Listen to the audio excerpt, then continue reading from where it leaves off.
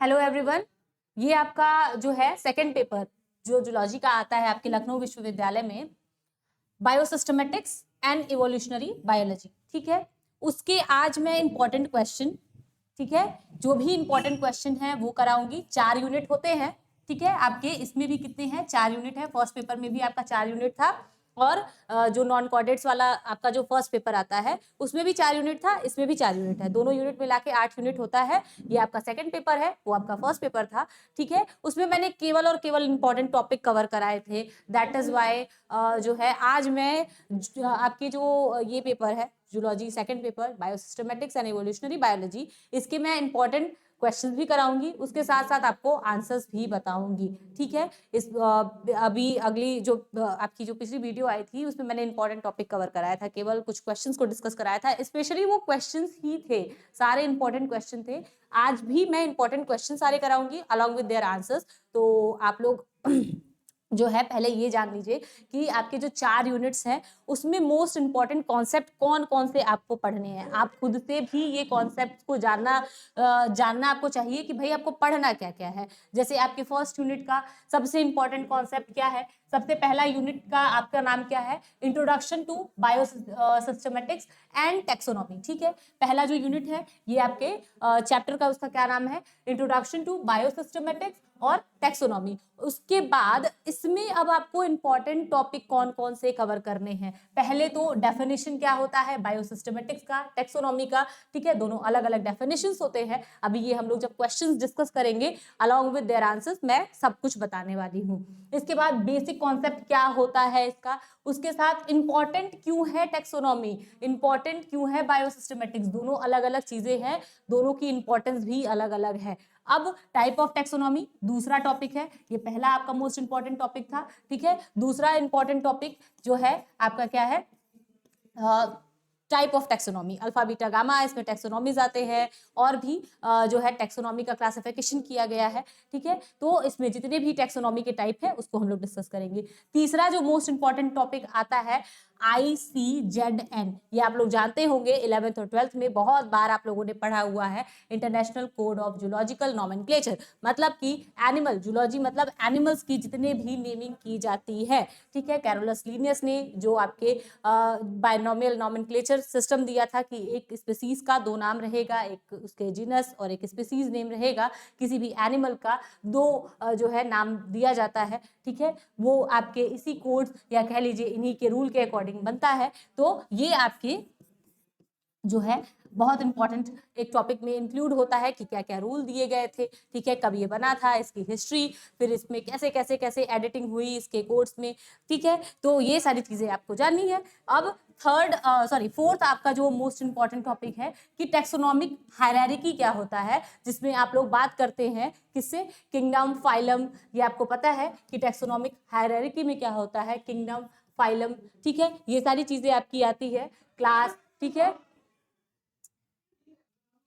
फिर आपका क्या होता है, ऑर्डर, फिर फैमिली, जीनस, स्पीसीज। ये आपके क्या होते हैं, हायरार्की होती है, जिसमें आप लोग क्या करते हैं, स्पीसीज जो है इसको डिफाइन किया जाता है कि 2 ऐसे ऑर्गेनिज्म जो बहुत ज्यादा क्या हो, सिमिलर हो, इंटरब्रीड कर सके, इंटरकोज कर सके, एक फर्टाइल ऑर्गेनिज्म या अपने नेक्स्ट जनरेशन को प्रोड्यूस कर सके। फिर इसके बाद ये आपके स्पीसीज का जो है कॉन्सेप्ट दिया गया था। इसके बाद 2 ऐसे सिमिलर स्पीसीज जिनके कैरेक्टरिस्टिक बहुत ज्यादा मैच करते हो, दोनों कहाँ जाते हैं, सेम जीनस में जाते हैं। वैसे 2 सेम जीनस जो जिनके कैरेक्टरिस्टिक बहुत ज्यादा मैच करते हो, सेम फैमिली में जाते हैं। ऐसे ही आपका क्लासिफिकेशन की एक हायरार्की दी गई है। ठीक है, तो सबसे नीचे वाला जो होता है स्पीसीज जो होता है, इनमें जो ऑर्गेनिज्म होते हैं सबसे ज्यादा सिमिलैरिटीज इनके अंदर होती है। वैसे ही फिर सिमिलैरिटी घटते घटते घटते घटते आपके किंगडम तक जाते जाते वो बहुत ज्यादा डाइवर्सिफाई हो जाते हैं या डिसिमिलैरिटीज उनमें बहुत ज्यादा देखी जाती है, कहीं ना कहीं एक एंसेस्टर से वो मिल रहे हैं, जुड़ रहे हैं। ठीक है, तो कुछ सिमिलैरिटीज के नंबर्स क्या हो जाते हैं, कैरेक्टर ट्रेट्स जो होते हैं वो कम होते जाते हैं, जैसे जैसे आप क्या होता है लो टू अपर जाते हैं। ठीक है ना, तो ये आपका था जो फर्स्ट यूनिट के मोस्ट इंपॉर्टेंट टॉपिक। अब जो सेकंड यूनिट है, ठीक है, जो आपका सेकंड यूनिट है, इसमें आपके मोस्ट इंपॉर्टेंट टॉपिक कौन कौन से हैं इसको मैं बताऊं तो आपका जो सेकंड यूनिट का नाम है वो क्या है, बायोलॉजिकल क्लासिफिकेशन। किस तरह से आपके पूरे ऑर्गेनिज्म को क्लासिफाई किया गया है। उसके बाद आपका क्या है, टैक्सोनॉमिक इसके प्रोसीजर्स क्या क्या होते हैं, क्या रूल होते हैं, इनको आइडेंटिफाई करने का, नॉमेनक्लेचर करने का, फिर क्लासिफाई करने का, यही आपके टैक्सोनॉमिक प्रोसीजर्स में आता है। इसके बाद इसमें इंपॉर्टेंट टॉपिक कौन कौन से हैं, थ्योरीज क्या क्या दिया गया है बायोलॉजिकल क्लासिफिकेशंस के लिए, ठीक है, डिफरेंट टाइप ऑफ थ्योरीज दिए गए हैं बायोलॉजिकल क्लासिफिकेशन के लिए, ये भी हम लोग को पढ़ना है, डिस्कस करना है, और ये अभी क्वेश्चंस के साथ बहुत इंपॉर्टेंट क्वेश्चंस है, इस पे फ्रेम होता है, तो इसके जो क्वेश्चन जैसे फ्रेम होता है, इसके आंसर कैसे लिखने हैं, ये सारी चीजें हम लोग डिस्कस करेंगे। फिर आप जो भी एक छोटा सा एग्जाम्पल, आप जब आप हर्बेरियम फाइल बनाते हैं अपने प्रोजेक्ट वर्क के लिए, उस टाइम पे भी आप क्या करते हैं, प्लांट को क्या करते हैं, कलेक्ट करते हैं, फिर प्रिजर्व करते हैं, उसको न्यूज़पेपर के अंदर दबा के, फिर बुक्स के अंदर डाल के बहुत दिनों तक, कुछ नहीं तो 10-15 दिन तक तो रखते ही हैं। जब वो पूरा अच्छे से ड्राई अप हो जाता है, फिर इसके बाद उसको क्या करते हैं, हर्बेरियम फाइल पे लगाते हैं। ये सारी चीजें आपकी कहाँ आती हैं, पहले आप कलेक्ट करेंगे, उसको प्रिजर्व करेंगे, तो स्पेसिमेंस, जितने भी स्पेसिमेंस होते हैं, ठीक है, इनको कलेक्ट करना, उनको प्रिजर्व करना, ये आपके किस तरीके से दो आपका मेथड होता है, ड्राई और वेट जो कलेक्शंस होता है, किस तरीके से उनको प्रिजर्व किया जाता है, प्रिजर्वेटिव फॉर्मेल्डिहाइड वगैरह जो हम लोग यूज करते हैं या अल्कोहल यूज करते हैं, फिक्सेटिव जो यूज करते हैं, ठीक है, ये सारी चीजें हम लोग मेथड डिस्कस करते हैं, ठीक है। इसके बाद आपका जो थर्ड मोस्ट इंपॉर्टेंट टॉपिक है, मॉलिक्यूलर टेक्निक्स क्या होते हैं सिस्टमेटिक्स के। सिस्टमेटिक्स का मतलब होता है किसी भी ऑर्गेनिज्म को क्या करना, क्लासिफाई करना, कैटेगराइज करना, उसके जो है इवोल्यूशनरी बेसिस पे ऑर्गेनिज्म को एक दूसरे ऑर्गेनिज्म से जोड़ना। इसके बाद उसमें ये पता करना कि भाई कितने दोनों सिमिलर है, कितने डिसिमिलर है, क्या इनके कोई एंसेस्टर्स हैं या नहीं, ये आपके सिस्टमेटिक्स में आता है। और जब मॉलिक्यूलर टेक्निक्स की हम लोग बात करते हैं, तो इस टेक्निक में क्या इन्वॉल्व होता है, आपके जितने भी डीएनए है, प्रोटीन है, या फिर जितने भी केमिकल्स बन रहे हैं, एंजाइम्स हैं, ये सारी चीज़ें आपके फंजाई या फिर आपके बैक्टीरिया या फिर ह्यूमन बॉडी या फिर आप उससे जो भी ऑर्गेनिज्म आपके हैं ना, इनमें कौन कौन से एंजाइम, ठीक है, यूज़ होते हैं, हमारे बॉडी में कौन से एंजाइम यूज़ होते हैं, हमारे बॉडी में कैसा बेस पेयर है, आपको पता है सेल के अंदर न्यूक्लियस होता है, ठीक है, आपको पता है क्या होता है, सेल के अंदर न्यूक्लियस होता है, न्यूक्लियस के अंदर जेनेटिक मटेरियल भरा हुआ होता है, और जो जेनेटिक मटेरियल डीएनए होता है वो बेस पेयर से मिलकर बना हुआ होता है, नाइट्रोजन बेसिस से मिलकर बना हुआ होता है। ये नाइट्रोजन बेसिस किस पैटर्न में अरेंज है, किस किस एंजाइम्स, किस प्रोटीन को बनाने के लिए आपके ये पैटर्न जो होते हैं आपके डिफरेंट ऑर्गेनिज्म में वर्क करते हैं, ये सारी चीजें हम लोग मॉलिक्यूलर टेक्निक्स के हेल्प से क्या करते हैं, पहले तो क्या करेंगे, ऑर्गेनिज्म में कौन कौन सा एंजाइम, प्रोटीन, सारी चीजें बन रही हैं, इसके बाद हम लोग क्या करते हैं, ऑर्गेनिज्म को कनेक्ट करने का कोशिश करते हैं कि क्या वही एंजाइम फंजाइम में भी वर्क करता है, क्या उसका भी फंक्शन सेम है, ठीक है, क्या कौन सा डाइजेस्टिव जूस उसमें निकल रहा है, हमारे अंदर कौन सी डाइजेस्टिव जूस आ रही है, उनके अंदर कौन सा एंजाइम वर्क करता है कार्बोहाइड्रेट को डाइजेस्ट करने के लिए, हमारे अंदर कौन सा एंजाइम। तो ये सारी चीजें जो भी है ना, ये मॉलिक्यूलर टेक्निक्स में आते हैं, जहां पे हम क्या करते हैं, कोई बहुत छोटा ऑर्गेनिज्म है या बहुत आपके मतलब आप बहुत लोअर इनवर्टिब्रेट्स की बात कर लीजिए या फिर हायर वर्टिब्रेट्स, आपके जितने भी कॉर्डेट्स के मेंबर्स आते हैं, सब में आप जब उसको कनेक्ट करना शुरू करते हैं ना, तो आपके मॉलिक्यूल्स जितने भी बायोकेमिकल्स बन रहे हैं, किस तरह से उनके प्रोटीन हैं या फिर किस तरीके से उनके डीएनए हैं, अरेंज हैं, या कौन सा बेस पेयर उनमें लगा हुआ है, ठीक है, कौन से हिस्टोन नॉन हिस्टोन प्रोटीन्स उनमें बनते हैं, या किस तरीके से डीएनए बाइंडिंग हुई है, ये सारी चीजें आपके मॉलिक्यूलर टेक्निक्स में आते हैं। और ये सिस्टमेटिक्स को कह सकते हैं कि ऑर्गेनिज्म को कनेक्ट करने के लिए, उनको क्लासिफाई करने के लिए बहुत इंपॉर्टेंट लिंक देता है, इसलिए आपका ये बहुत मोस्ट इंपॉर्टेंट टॉपिक और कॉन्सेप्ट में से एक होता है, ठीक है। अब सेकंड आपका जो थर्ड यूनिट है, उसमें कौन कौन से, पहले तो थर्ड यूनिट का नाम आपका क्या है, इवोल्यूशनरी कॉन्सेप्ट, आपको चैप्टर का नाम तो पता ही होगा। इसके बाद इसमें आपको मोस्ट इंपॉर्टेंट टॉपिक क्या क्या जानना है, थ्योरीज ऑफ इवोल्यूशन। इवोल्यूशन का मतलब होता है कैसे एक ऑर्गेनिज्म से या एक ऑर्गेनिज्म में किस तरीके से इवोल्यूशन होते होते होते और बेहतर होते होते, जैसे हम लोगों को भी ऐसा बोला गया कि एप्स एंड मंकीज से हमारी क्या हुई है, जो एंसेस्टर हमारे वो रहे हैं, इसके बाद हमारी जनरेशन आगे बढ़ती गई है, तो उनमें इवोल्यूशन हुआ है, that is why they have, कह सकते हैं कि डे बाय डे वो बहुत, या ईयर बाय ईयर ग्रेजुअली उनमें चेंजेस आए हैं और स्पेशिएशन हुआ है। स्पेशिएशन मतलब न्यू स्पीसीज, हम लोग न्यू स्पीसीज हो गए, ठीक है, लेकिन हमारे एंसेस्टर उन्हीं को कंसिडर किया जाता है। तो ये क्या होता है, इवोल्यूशन होता है। और इवोल्यूशन की थ्योरीज क्या क्या दी गई है, स्पेशली लैमार्किज्म की थ्योरी, ठीक है, डार्विज्म की थ्योरी जिसको नेचुरल सिलेक्शन की थ्योरी बोलते हैं, ठीक है, जिसको एनवायरमेंट में सबसे परफेक्ट जो फिटेस्ट होगा, जिसको नेचर सेलेक्ट करेगा, वही जिंदा रहेगा, वही आगे बढ़ेगा, जो अपने जिनके बच्चे सर्वाइव कर जाएंगे, ये आपकी डार्विनिज्म की थ्योरी थी। लैमार्क ने क्या कहा था, use and disuse of the organ, जिस ऑर्गन का ज्यादा यूज होगा वो सबसे ज्यादा क्या होगा और बेहतर होते जाएगा, ठीक है। तो उन्होंने बताया भी था कि छोटी सी बकरी है जो है पहले हुआ क्या कि वो नीचे घास था तो उसको खाती थी, फिर इसके बाद जैसे जैसे मतलब आपके जो एनवायरमेंट से ग्रासेस कम होते गए तो ट्रीज पे फिर वो डिपेंड हो गई, तो उनके गर्दन का यूज ज्यादा करते थे तो धीरे धीरे उनकी गर्दन की साइज बढ़ती चली गई। तो ये आपके use and disuse of the जो है ऑर्गेनिज्म ऑर्गन के ऊपर लैमार्किज्म का जो है थ्योरी बेस्ड है। ये हम लोग अभी डिस्कस करेंगे कैसे क्वेश्चन फ्रेम होते हैं और कैसे इसके ऊपर आपको आंसर लिखने हैं, ठीक है। मॉडर्न सिंथेटिक थ्योरी आपका थर्ड एक इसमें बहुत इंपॉर्टेंट टॉपिक है। इसमें क्या किया गया है, लैमार्क और डार्विन की थ्योरी को मिक्स करके एक नई synthetic theory, modern synthetic theory जिसको बोलते हैं, ये बना दिया गया है। इसके बारे में भी हम लोग डिस्कस करेंगे। मैकेनिज्म ऑफ इवोल्यूशन, इवोल्यूशन हुआ कैसे कैसे हुआ, ठीक है। जैसे म्यूटेशन से हो गया, अचानक से जो आपके डीएनए के अंदर कोई चेंज आ गया, या जीन फ्लो हो गया, मतलब एक जगह से जो है ऑर्गेनिज्म कुछ पॉपुलेशन टूट गई कहीं और चला गया, ये आपके जीन जो है फ्लो के अंदर आता है, जेनेटिक ड्रिफ्ट के अंदर आता है। और नेचुरल सिलेक्शन की जब हम बात करते हैं कि नेचर ने किसी को सेलेक्ट कर लिया है और वो अब क्या हो रहा है, उसके जनरेशंस आगे बढ़ते चले जा रहे हैं, ये आपके या नेचर में वो एकोमोडेट कर गए। अगर कोई भी नेचर में इकोलॉजिकल कोई चेंज आ रहा है उसमें एकोमोडेट कर जा रहे हैं, तो इसके बाद वो किस तरीके से उसमें एकोमोडेट करके फिर आगे अपने जनरेशन को बढ़ाते जाते हैं, ये नेचुरल सिलेक्शन होता है, ठीक है। Biological species concept Ernest Mayr ने दिया हुआ था कि आपके जो स्पीसीज होते हैं वो उनका क्या क्या कॉन्सेप्ट है, मतलब जो क्लोजली एक ऑर्गेनिज्म है दूसरे ऑर्गेनिज्म से कितना क्लोजली रिलेटेड है, इसके ऊपर क्या किया गया है। बहुत सारे ऐसे लोगों ने कॉन्सेप्ट दिया है जिसमें अर्नेस्ट मेयर का सबसे accepted concept biological species concept हम लोग पढ़ते हैं, ठीक है। ये आपको पढ़ना है, जानना है। मोड ऑफ स्पेशिएशन, अभी मैंने बताया कि हम लोग क्या हुए हैं, एप से मंकी से क्या है, वो हमारे एंसेस्टर्स हैं, हम उनसे निकल के नए स्पीसीज, उन्हीं में इवोल्यूशन होते होते नए स्पीसीज बने हैं। तो जो स्पेशिएशन होता है उसके क्या क्या तरीके होते हैं, ठीक है। इसमें डिफरेंट तरीके के हम लोग स्पेशिएशन को देखेंगे अब, ठीक है। इसके ऊपर क्वेश्चन फ्रेम होते हैं इस कॉन्सेप्ट के ऊपर। अब देखिए क्वेश्चन, अब क्वेश्चंस के ऊपर बढ़े। ये है आपका यूनिट 1 का सबसे फर्स्ट क्वेश्चन। क्या है यूनिट आपका, आपको मैंने बताया था इंट्रोडक्शन टू क्या है, बायोसिस्टमेटिक्स और टेक्सोनॉमी, ठीक है। तो सबसे पहला क्वेश्चन इससे क्या फ्रेम हुआ है, most important question, most asked question आपका क्या है इससे कि डेफिनेशन क्या है, बेसिक कॉन्सेप्ट क्या है, किसका, बायोसिस्टमेटिक्स का और टेक्सोनॉमी का।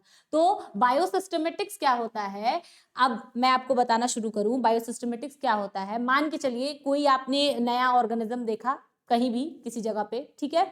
उसको आप क्या कर रहे हैं, पहले तो आप उसको आइडेंटिफाई करेंगे। आइडेंटिफाई का मतलब ये है कि भाई उसके सिर पे बाल है या नहीं, बॉडी पे हेयर्स है या नहीं, ठीक है, उसके पास आंख है या नहीं, ये सारी चीजें। अब मान के चलिए छोटा ऑर्गेनिज्म है, मतलब यूनिसेलुलर, आपको वो तो दिखेगा नहीं आंख से, खैर थोड़ा उससे बड़ा आप मान लीजिए जो है मल्टी सेलुलर ऑर्गेनिज्म मिल गया है आपको, या फिर कोई चीज आप मान के चलिए कितने लोग ऐसे होते हैं जिनको लीच नहीं पता होता है, ठीक है। तो मान के चलिए किसी के लिए वो ऑर्गेनिज्म नया है, ठीक है, तो वो आउटर उसको देखेगा, लीच मतलब आपको पता है जोक। तो जो है कि अगर आप मान के चलिए कि एक नया स्पीसीज है, आपने किसी एक ऑर्गेनिज्म को देखा है, पहले उसको आप आइडेंटिफाई करिए। आइडेंटिफाई में आप ये कहेंगे कि कुछ रिंग लाइक स्प्रिंग जैसा स्ट्रक्चर है उसका, बॉडी छोटी सी है, ये सारी चीजें आप कहीं ना कहीं आइडेंटिफिकेशन आप अपने पॉइंट्स रखेंगे कि ये पॉइंट्स है, उसको देख के ऐसे लग रहा है, ठीक है। तो बायोसिस्टमेटिक्स बोलता क्या है कि कोई भी नया ऑर्गेनिज्म आपको मिला उसको आप आइडेंटिफाई करिए, ठीक है। उसके आप फिर इसके बाद उसको नॉमेनक्लेचर, आप मतलब उसका नाम दीजिए।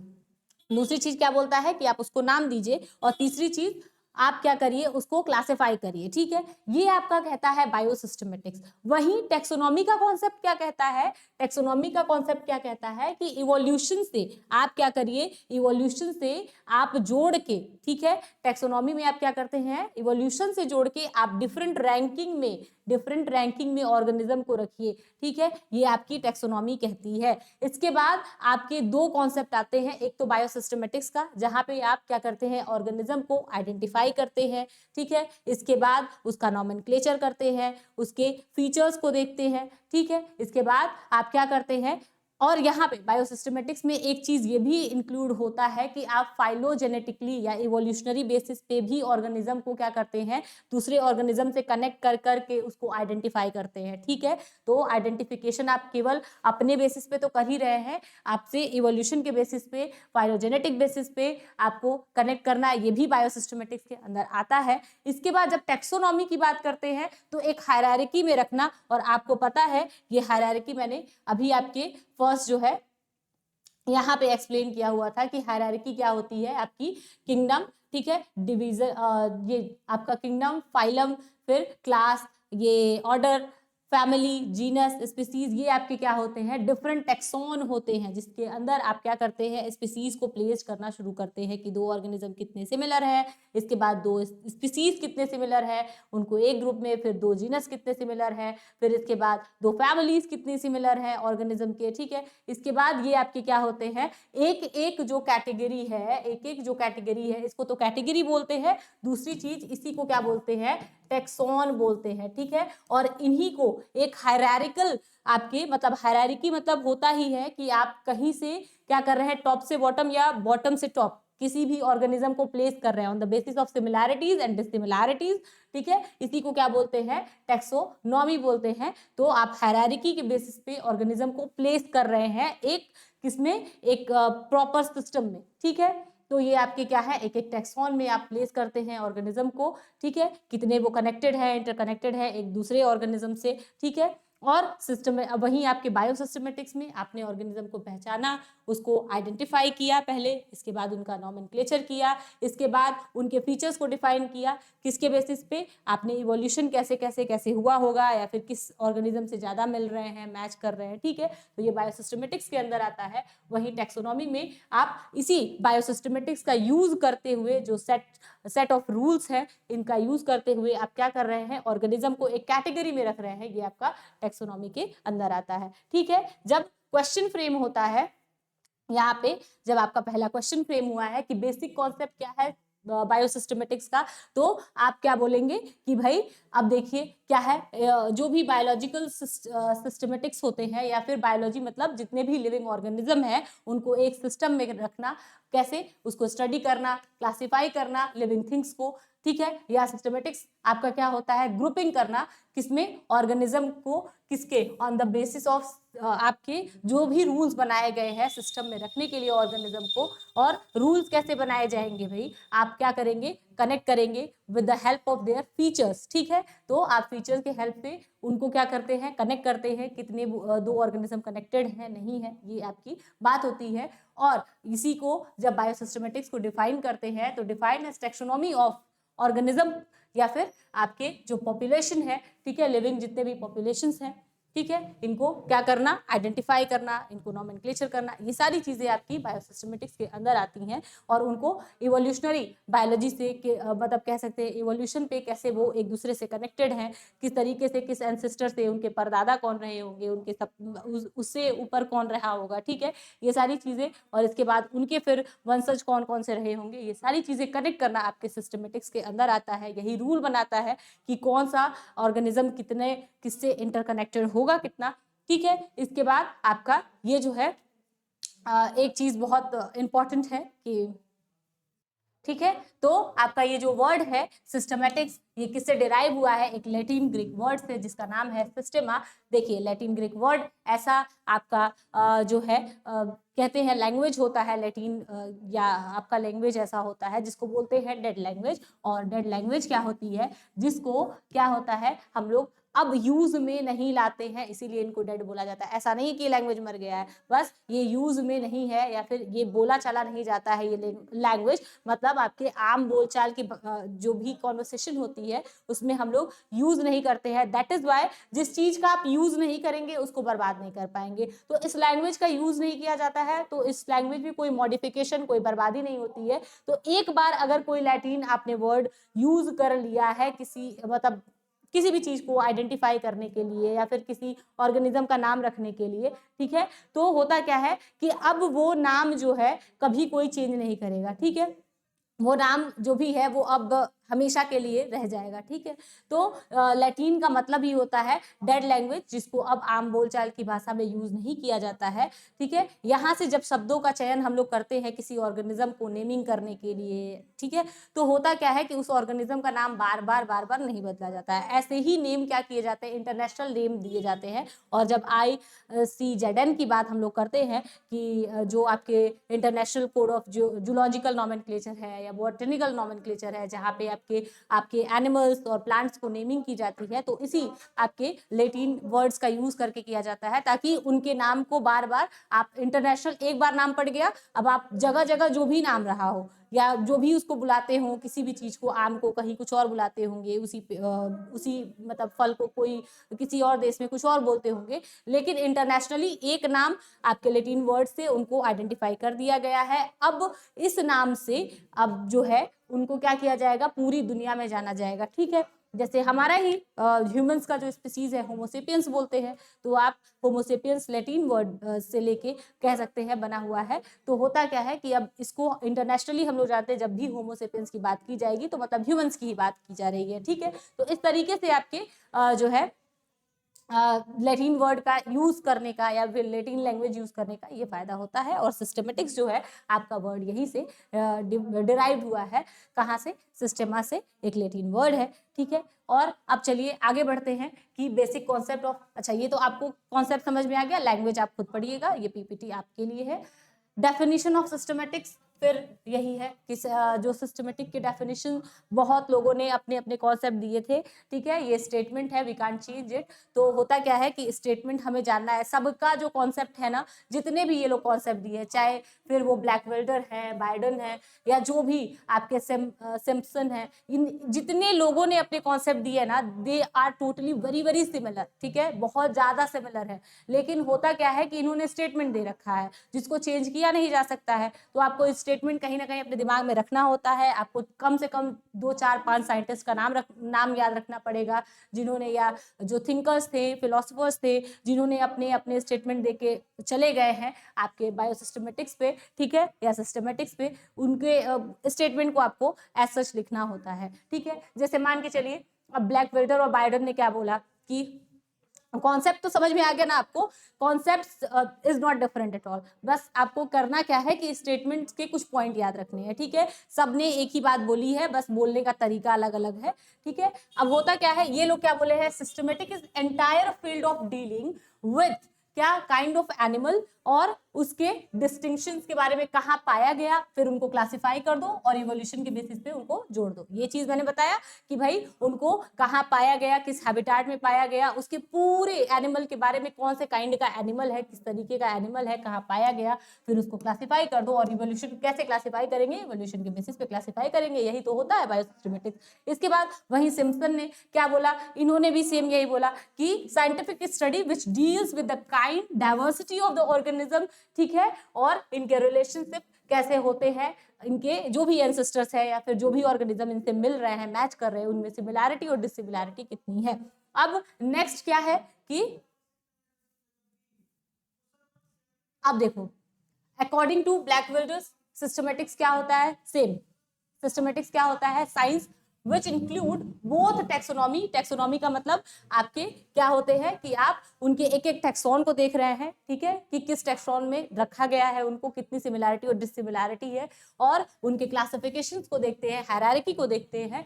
ठीक है, और क्या, expect and all other aspects, जितने भी एक्सपेक्ट्स हैं क्या, with the kind of organism, किस काइंड का वो ऑर्गेनिज्म है, और डेटा एक्यूमुलेटेड अबाउट देम, कितने आपने कौन कौन से डेटा उनके बारे में एक्यूमुलेट किया है, मतलब उनके बारे में उनको आइडेंटिफाई करते समय क्या क्या आपने डेटा कलेक्ट किया है, ये सारी चीजें आपकी आती हैं। ठीक है, वैसे ही आपके क्रिस्टोफरसन ये क्या बोले कि सिस्टमेटिक क्या होता है, as a theory, principle, practice of identifying, ठीक है, या फिर डिस्कवरिंग आपके सिस्टम, या फिर मतलब आपके ordering the diversity of organism, आप क्या कर रहे हैं, ऑर्गेनिज्म को क्या कर रहे हैं, ऑर्डर में या फिर एक टेक्सॉन, डिफरेंट टेक्सॉन में, एक हायरार्की में प्लेस कर रहे हैं। ठीक है, और आपके जितने भी इनको आइडेंटिफाई करना, पहले तो आइडेंटिफाई करना, इसके बाद उनकी डाइवर्सिटी को कनेक्ट करना दूसरे ऑर्गेनिज्म के साथ, यही आपकी सेम इन्होंने भी यही बोला था, बस बोलने का तरीका सबका अलग अलग था। ठीक है, अब देखिए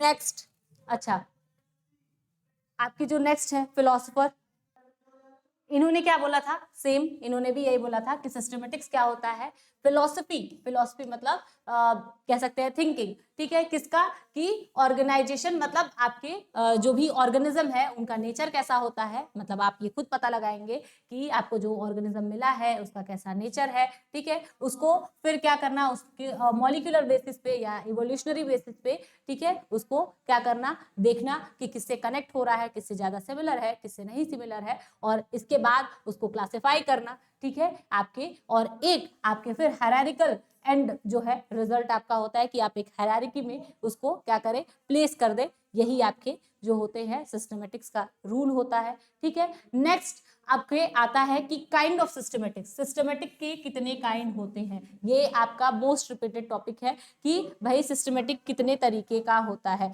ठीक है।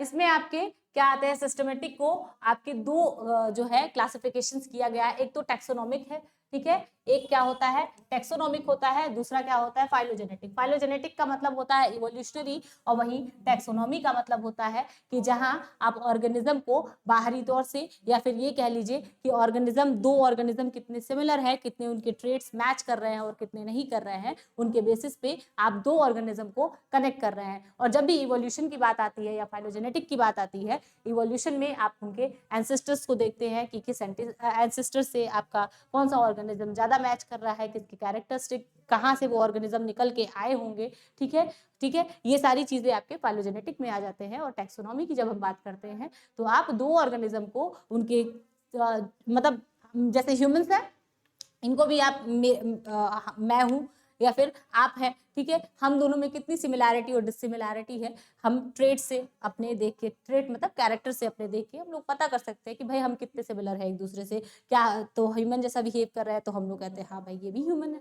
ठीक है, तो ये आपके टैक्सोनॉमिक में आ जाता है। अब टैक्सोनॉमिक यहाँ से भी आप देखिए आपके आंसर्स में भी ये चीजें मिल जाएंगी कि टैक्सोनॉमिक क्लासिफिकेशन क्या होता है, शेयर ट्रेड मतलब कितने ज्यादा आपके ट्रेड्स एक दूसरे ऑर्गेनिज्म से मैच कर रहा है, ठीक है। अब आपकी यही मैमल्स की भी बात दे दी गई है कि अब जो भी बच्चे दे रहे हैं या फिर जिनके बॉडी पे हेयर्स है ये आपके ह्यूमंस हो जाएंगे, ठीक है। वहीं आपकी जब फाइलोजेनेटिक रिलेशन की बात होती है तो हम ऑर्गेनिज्म को किसके बेसिस पे, इवोल्यूशनरी बेसिस पे रिलेट करते हैं, ये आपको बहुत अच्छे से समझ में आ गया होगा। अब देखिए बेसिक कॉन्सेप्ट ऑफ टैक्सोनॉमी, अब आपने बायोसिस्टमेटिक्स पढ़ा, वहां पे मतलब आपके डेफिनेशंस में मैंने बायोसिस्टमेटिक समझा दिया। अब टैक्सोनॉमिक यही होता है कि होता क्या है, टैक्सोनॉमी मैंने बता के रखा हुआ है कि आप हायरार्की में ऑर्गेनिज्म को प्लेस करते हैं, इसी को टैक्सोनॉमी बोला जाता है। तो taxonomy is the theory practice to identify plant and animal. Taxonomy deal with the principles involve in study of classification, मतलब जितने भी आपके ऑर्गेनिज्म को क्लासिफाई करने के लिए जो रूल्स बनाए गए हैं, जो प्रिंसिपल्स है,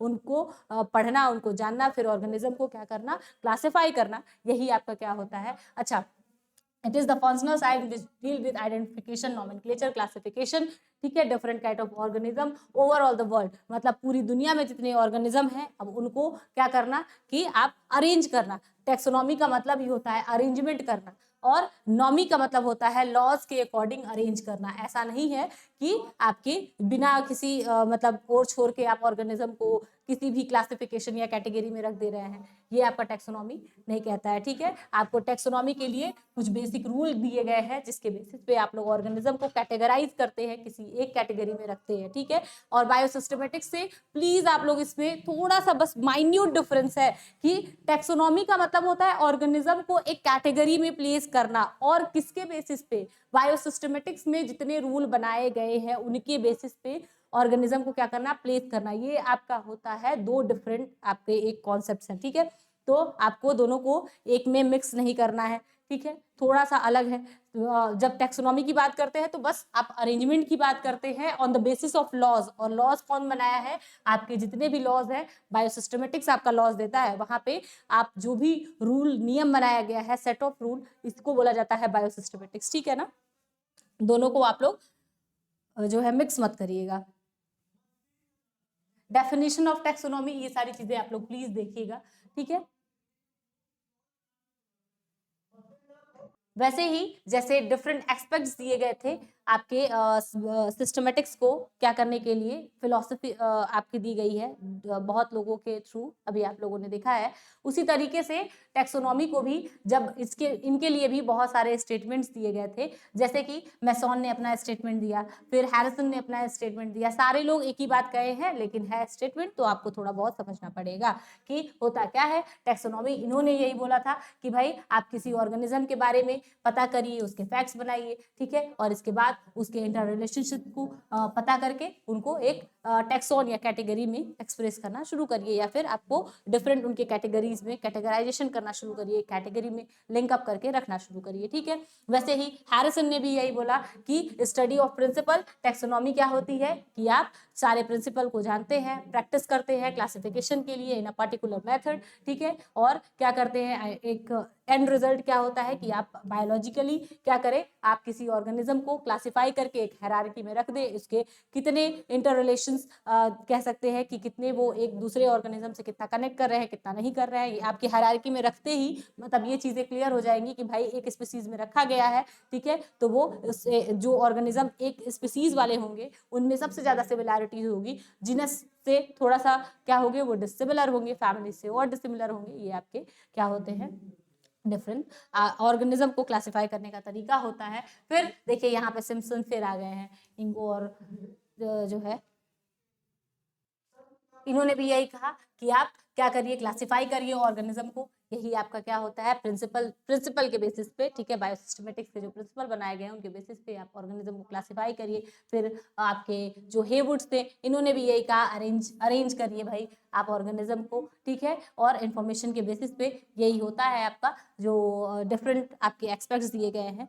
फिर वैसे ही ब्लैकवेल्डर्स ने भी बोला कि डे टू डे आप कैसे एक ऑर्गेनिज्म को हैंडल कर रहे हैं, पहले उसके नेचर को जानिए, फिर इसके बाद उसको दूसरे ऑर्गेनिज्म से कनेक्ट करिए, फिर आप क्या करिए उनको एक ग्रुपिंग करिए, यही आपका क्या होता है ऑर्गेनिज्म को क्लासिफाई करने का तरीका होता है, ठीक है। वैसे ही जॉनसन जो थे इन्होंने भी बोला कि टैक्सोनॉमी क्या है, एक प्लेसिंग ऑफ जो भी आपके ऑर्गेनिज्म होते हैं उनको एक बायोलॉजिकल फॉर्म में या फिर एक हायरार्किकल फॉर्म में आप उनको प्लेस करिए, उनका यही एक तरीका होता है आपका टैक्सोनॉमी का मतलब ही यही होता है कि आप क्या करते हैं अरेंजमेंट करते हैं ऑर्गेनिज्म का, ठीक है, और on the basis of rules कि मतलब कितने आपके जो भी रूल्स बने हुए हैं उनके बेसिस पे।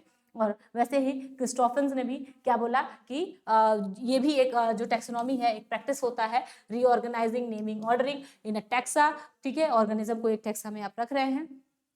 नेक्स्ट चलिए क्वेश्चन टू क्या है आपका मोस्ट इंपॉर्टेंट क्वेश्चन में सेकंड क्वेश्चन क्या है कि what do you know about classifications and classical and modern taxonomy, मतलब कि आपके क्लासिकल एक अलग, ठीक है, क्लासिकल टैक्सोनॉमी और मॉडर्न टैक्सोनॉमी में क्या आपका अब क्या आप जानते हैं इसके बारे में अगर पूछता है तो आप जो है दो चीजें बोलते हैं। क्लासिकल मतलब होता है कि जितने भी पुराने आपके जो व्यूज दिए गए हैं किसी ऑर्गेनिज्म को कैसे देखिए क्लासिकल का मतलब ये है जब सबसे पहले जो प्लूटो थे, थियोफ्रास्टस थे और एरिस्टोटल थे, इन्होंने जब ऑर्गेनिज्म को क्लासिफाई करना शुरू किया था तो उनके अलग अलग मतलब मॉर्फोलॉजिकल तरीके से ऊपर से किसी ऑर्गेनिज्म को देखा, ठीक है, और कितनी सिमिलैरिटी है डिसिमिलैरिटी है ये सारी चीजें देख के उनके हैबिटाट कहाँ एक हैबिटाट में कौन कौन से आपके ऑर्गेनिज्म ग्रो कर रहे हैं, ठीक है, ये सारी चीजें जो है उन्होंने उनके हैबिटाट के बेसिस पे, ठीक है, उनके शेप एंड साइज के बेसिस पे, ठीक है, उनमें ब्लड होता है कि नहीं, ठीक है, ये उनका ब्लड मतलब रेड है या नहीं, ये सारी बेस जो आपके मॉर्फोलॉजी मतलब जो आपको ऊपर ऊपर फीचर्स दिख रहे हैं उसके बेसिस पे उन्होंने क्या किया जो क्लासिफिकेशंस अपने व्यूज दिए हैं कि ऑर्गेनिज्म को इस कैटेगरी में ग्रुप किया जा सकता है, ग्रुपिंग कर सकते हैं ऑर्गेनिज्म को, ये आपके क्लासिकल आपके थ्योरीज में आता है। वही मॉडर्न जब बात करते हैं मॉडर्न टैक्सोनॉमी या फिर जो भी आपके क्लासिफिकेशंस की बात करते हैं वहां पे आप जब बात करेंगे तो आप करते क्या है मॉलिक्यूलर बेसिस देखते हैं, इवोल्यूशनरी बेसिस देखते हैं कि भाई आपके जो ऑर्गेनिज्म है उनमें किस तरीके का डीएनए है, किस तरीके की एंजाइम बन रही है, कौन से केमिकल्स बनते हैं, उनके जो एंसेस्टर्स कौन रहे होंगे, क्या वो भी इसी तरह से क्या खाना खाते होंगे या फिर इस तरीके से उनके जो लिविंग हैबिटाट कैसे रहते होंगे, ठीक है, ये सारी चीजें जब आप लोग डिस्कस करते हैं तो ये आपकी मॉडर्न टैक्सोनॉमी में आता है। अब क्लासिकल टैक्सोनॉमी और मॉडर्न टेक्सोनॉमी, आपके जो अलग अलग टेक्सोनॉमी है इनको हम लोग लैंग्वेज से देखते हैं। जैसे क्लासिकल टेक्सोनॉमी बेस्ड किस पे होती है, एब्जॉर्बल कौन से, मॉर्फोलॉजिकल कैरेक्टरिस्टिक पे, ये मैंने आपको बता के रखा हुआ है, ठीक है। और शुरू कहाँ से हुआ था, प्लूटो, इसके बाद एरिस्टोटल जिनको फादर ऑफ जूलॉजी बोलते हैं, थियोफ्रास्टस जिसको फादर ऑफ बॉटनी बोलते हैं, और इसके बाद लिनेयस जो आपके बाद में फादर ऑफ टेक्सोनॉमी इनको बोला जाता है, जिन्होंने आपके टेक्सोनॉमिकल हायरार्कीज दिए हुए हैं, ठीक है। यही आपके डिफरेंट लोग थे जिन्होंने मॉर्फोलॉजिकली मतलब एक्सटर्नल फीचर्स से क्या किया था, ऑर्गेनिज्म को कनेक्ट करना शुरू किया था। नेक्स्ट देखिए कि स्पीसीज जो है इसके क्या क्या पॉइंट्स हैं, आप ऐसे कर सकते हैं कि इनको क्या किया जाता है, मॉर्फोलॉजिकल कैरेक्टरिस्टिक पे पहले आप क्या करते हैं, उनको देखते हैं, उनको मैच कराते हैं, कितने वो लोग मिलते जुलते हैं, ठीक है। और इसमें होता क्या था कि फ्यू कैरेक्टर्स ही आपके जो होते थे आप यूज कर पाते थे क्लासिफिकेशन के लिए, ठीक है। और क्या होता था, फ्यू जो है इंडिविजुअल्स जो होते थे, कह सकते हैं बहुत लिमिटेड जो है कैरेक्टर्स होते थे किसी भी ऑर्गेनिज्म को कनेक्ट करने के लिए, ठीक है, एक दूसरे ऑर्गेनिज्म से। उसके बाद आपके एक आता है term topological concept. Topological concept मतलब होता है जो भी आपके प्रिजर्व मतलब पहले से आपने रखे हुए ऑर्गेनिज्म है, ठीक है, उनके भी आपके क्या होते थे, ऑर्गेनिज्म के यूज करके आप लोग क्या करते थे, स्पीसीज को जो है सिमिलैरिटी और डिसिमिलैरिटीज को कहीं ना कहीं क्या करते थे, कनेक्ट करते थे, ठीक है। और सबसे बेकार इस जो है क्लास जो टेक्सोनॉमी है इसमें सबसे बेकार एक चीज थी कि ये लोग मानते थे कि स्पीसीज में कभी भी कोई इवोल्यूशन नहीं होता है, मतलब एक स्पीसीज जो बन गया है उनमें कभी कोई इवोल्यूशन नहीं होगा, उस स्पीसीज से दूसरा स्पीसीज नहीं बन सकता है, या आप कह सकते हैं उनमें जेनेटिक वेरिएशंस नहीं आते हैं, मतलब कि आपका जो जीन्स होता है या फिर जो कैरेक्टर्स होते हैं एक स्पीसीज के हमेशा स्टैटिक्स हो जाते हैं, ये मतलब रुका हुआ है, या फिर एक स्पीसीज मतलब ह्यूमंस बन गए तो इनसे एडवांस कोई ऑर्गेनिज्म या हमसे एडवांस कोई ऑर्गेनिज्म हमारे अंदर से नहीं, मतलब हमारे अंदर जेनेटिक मटेरियल में कोई मेकअप में चेंज नहीं आ सकता है और हमसे एडवांस कोई ऑर्गेनिज्म नहीं मतलब बनेगा नहीं। तो ये आप जो होता था कि मतलब हमारे जो जीन्स है इनमें कोई चेंज नहीं आएगा अगर हम एक स्पीसीज बन गए हैं तो, ठीक है। ये इनका सबसे बेकार एक्सपेक्ट था। और आपके क्या थे कि कुछ आपके और इसमें एक्सपेक्ट्स ये दिए गए थे कि स्पीसीज जो है उनके कोई फिर सब क्लासिफिकेशंस नहीं किया गया, कि उनको फर्दर और जो है कैटेगराइज नहीं किया गया, ठीक है। और आपके जो वही मॉडर्न या न्यू सिस्टमेटिक्स क्या बोलता है कि जब भी आप दिए कौन थे इसको, जूलियन हुक्सले ने दिया था 1940 में, और ये बोलता क्या है आपके स्टडी किसको, ऑल टाइप, आप सारे के सारे कैरेक्टरिस्टिक को देखिए, सारे के सारे कैरेक्टरिस्टिक का मतलब ये है कि आप इसमें इंक्लूड क्या करेंगे, सेल किस तरीके का सेल पाया जाता है, किस तरीके का आपके क्रोमोसोम पाए जाते हैं, ठीक है, फिजियोलॉजी कैसी होती है, मतलब किस किस तरीके के उसमें केमिकल रिएक्शंस पाए जाते हैं, ठीक है, और इकोलॉजी, ठीक है, उनका एनवायरनमेंट कैसा रहा होगा, किस हैबिटेट में रहते हैं, किस तरीके को के ऑर्गेनिज्म से वो कनेक्ट करते हैं, मतलब उनका इंटरेक्शन कैसा है अपने एनवायरनमेंट के साथ, जेनेटिक्स कैसा है, ठीक है, एम्ब्रियोलॉजी मतलब आपके जब उनमें लार्वल डेवलपमेंट हो रहा है या नहीं, डायरेक्ट इनडायरेक्ट डेवलपमेंट हो रहा है, ये सारी चीजें आपके एम्ब्रियोलॉजी में इंक्लूड होता है। किस तरीके से ऑर्गेनिज्म जब आप अपने एम्ब्रियोनिक स्टेज में है किस किस स्टेज से होके गुजरता है एडल्ट तक बनने के लिए, ये सारी चीजें आपकी एम्ब्रियोलॉजी में इंक्लूड होती हैं। और बिहेवियर, किस तरीके का बिहेवियर रहा है, ठीक है, ये जब सब कुछ आप इंक्लूड करके बात करते हैं एक ऑर्गेनिज्म के, मतलब उसमें क्या क्या कैरेक्टरिस्टिक है, क्या क्या उसके ट्रेट्स हैं, तब जाके आपका क्या होता है मॉडर्न टेक्सोनॉमी। और दो ऑर्गेनिज्म को अगर आपको कनेक्ट करना है तो आप क्या करेंगे, दोनों ऑर्गेनिज्म को सारे जितने भी आपके कैरेक्टरिस्टिक है पहले उनके बेसिस पे कनेक्ट करिए, इसके बाद उसकी सिमिलैरिटीज डिसिमिलैरिटीज को मैच करिए, फिर आप उसकी ग्रुपिंग करना शुरू करिए। ये आपके मॉडर्न टेक्सोनॉमी का जो है कॉन्सेप्ट कहता है, ठीक है। वहीं आपके क्लासिकल टेक्सोनॉमी में बेस्ड ऑन, मैंने पहले ही बताया है कि मॉर्फोलॉजिकल ट्रेट्स कैसे बाहर बाहर से दिख रहे हैं, ये आपके होते हैं, ठीक है। और जो न्यू सिस्टमेटिक्स है इसको पॉपुलेशन सिस्टमेटिक्स भी बोलते हैं, ठीक है।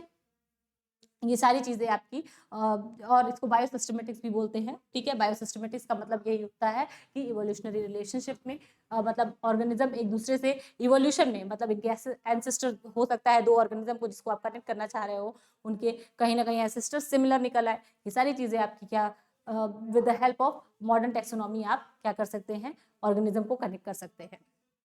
नेक्स्ट न्यू सिस्टमेटिक्स से कुछ यहाँ पॉइंट दिए हुए हैं भाई। और सबसे इंपॉर्टेंट चीज न्यू सिस्टमेटिक्स ये बोलता है कि आपके जो जेनेटिक मेकअप होते हैं जितने भी ऑर्गेनिज्म के, वो क्या होते हैं, डायनेमिक होते हैं, बनते बिगड़ते रहते हैं।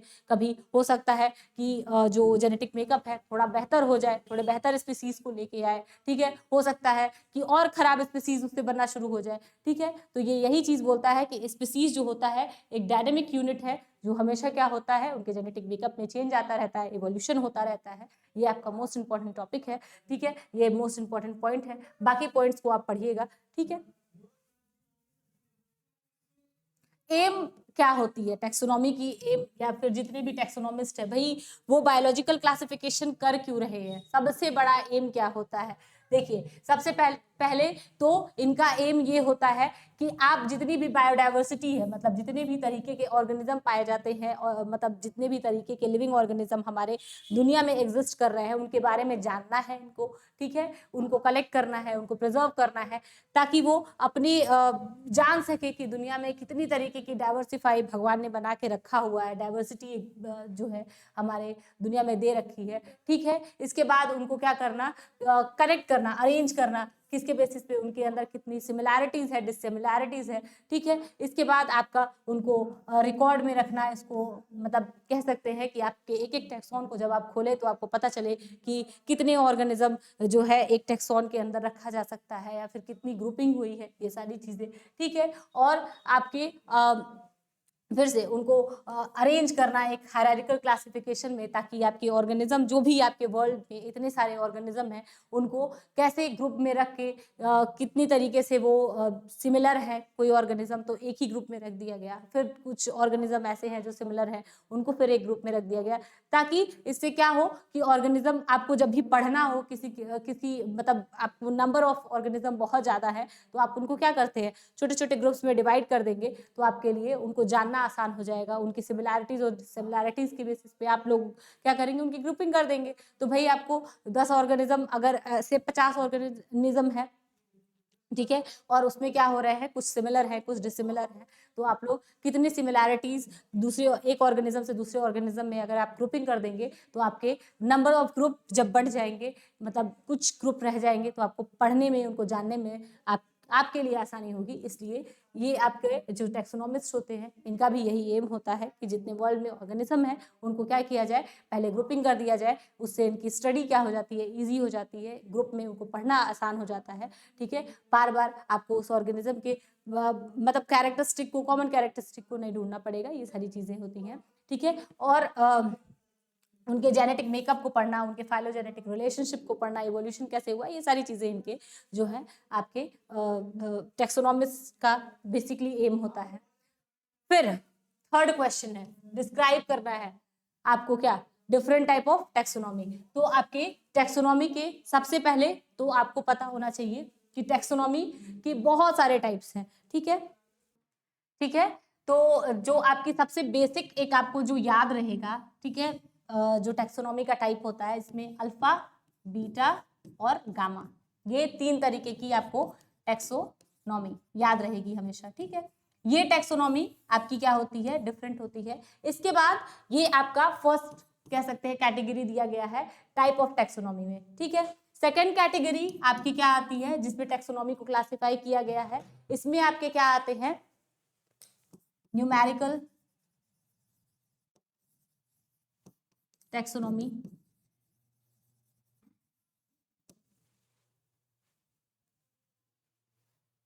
और कीमो